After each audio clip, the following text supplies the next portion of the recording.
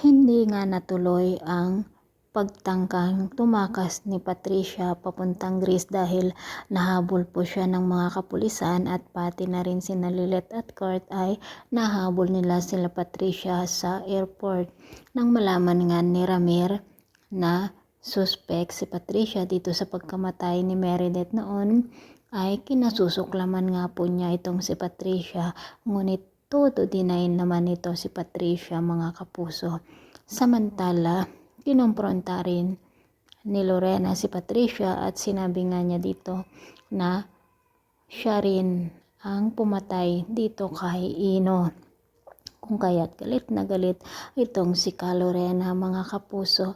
Ganun na rin si Ira nang malaman nga niya na si Patricia ang main suspect dito sa pagkamatay ng kanilang ina, ay talaga namang nanggagalaiti sa galit itong si Ira dito kay Patricia. Tumawag nga si Lilet kay Ira at sinabi nga niya dito na kahit hindi pa niya matanggap o galit pa siya dito kay Lilet, ay gusto niyang magtulungan sila para makamit ng hustisya dito sa pagkamatay ng kanilang ina na si Meredith. At kahit na hindi nga tanggap ni Ira si Lilet, pinipilit niya pa rin para na rin dito sa pagkamatay o hustisya na kanilang ina na Yumao. Samantala, mga kapuso, nasa bilangguan na nga po itong si Renan at siya nga ang tetestigo laban dito kay Patricia.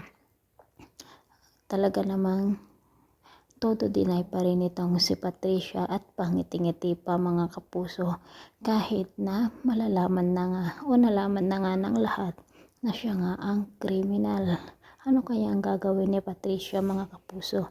Malulusutan niya kaya ang kanyang mga kasalanan?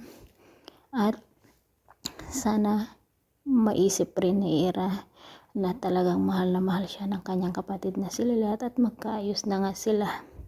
Sana, mga kapuso, wala na ngang hahadlang pa dito sa pagbibigay ng hustisya o katarungan dito sa pagkamatay ni na Meredith at Ino. Maraming salamat po. Ito po ang mga dapat natin abangan dito lamang po sa Lilet Matias. Bye bye.